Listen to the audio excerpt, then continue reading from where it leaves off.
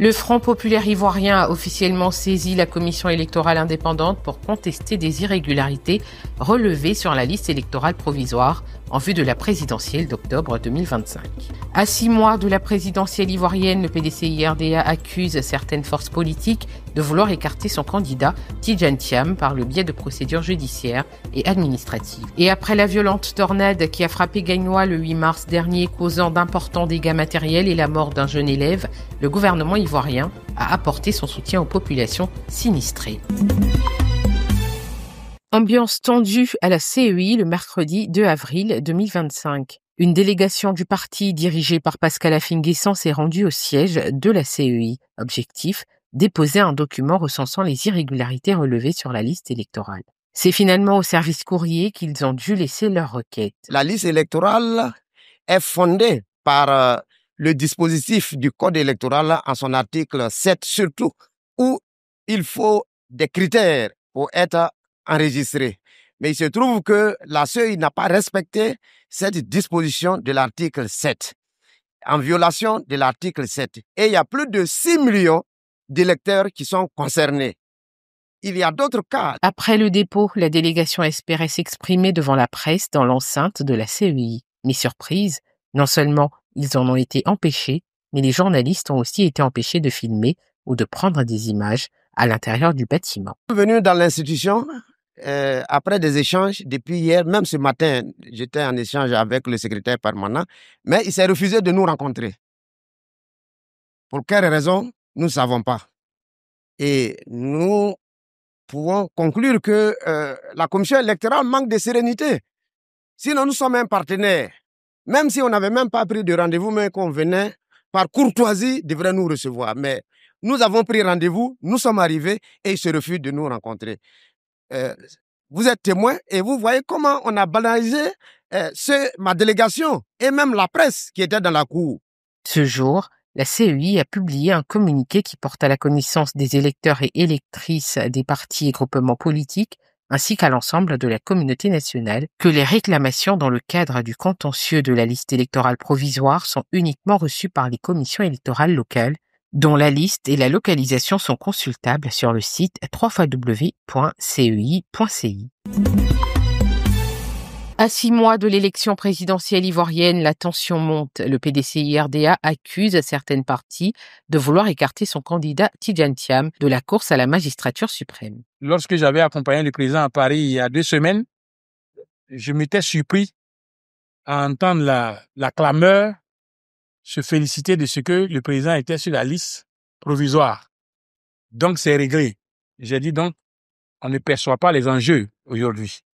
Il faudrait que je puisse vous dire les enjeux, les dangers, les complots qui se trament contre le PDCI-RDA au travers de ces procédures judiciaires. Parmi ces actions, une assignation en justice déposée par Valérie Yapo, une demande de radiation du candidat auprès de la commission électorale indépendante et une invocation de l'article 48 de la Constitution sur la question de la nationalité ivoirienne. Au-delà du cas Tidjane Thiam, Maître Blessis a aussi pointé des irrégularités sur la liste électorale, un sujet qui alimente les tensions au sein de l'opposition. En l'état actuel, cette liste électorale, si elle ne fait pas l'objet de l'audit consensuel avec les partis politiques qui sont les acteurs majeurs des élections, je pense que vous ne devez pas aller à des élections avec cet élément. Vraiment pas. C'est truffé de fautes. Des fautes, c'est-à-dire, je ne suis pas informaticien, mais je me dis que quand on a bien paramétré sa chose, celui qui a 17 ans, ça le rejette. Mais 17 ans, il reste là encore. Il y a encore des centenaires. Bon, on me dit, bon, il faut que la population vieillisse bien. Le problème, c'est qu'il y a beaucoup de centenaires qui ont au-delà des 150 ans. Ça pose problème. À l'approche du scrutin, la bataille électorale se double d'une lutte juridique et le camp PDCI entend défendre sa candidature coûte que coûte. Le bras de fer ne fait que commencer. L'artisanat en Côte d'Ivoire, représentant 19,5% du PIB et employant 30% de la population active, reste majoritairement informel, limitant l'accès au financement et aux opportunités. Lors de la tribune Tout savoir sûr du CICG, Yao Silver Conan, directeur général de la promotion des PME et de l'artisanat, a appelé à une formalisation accrue du secteur. 96% opèrent dans l'informel. 1% d'activités formalisées, formelles, dans le formel, génèrent plus de 2% de valeur ajoutée. Tandis que 96% de l'activité artisanale produit seulement combien?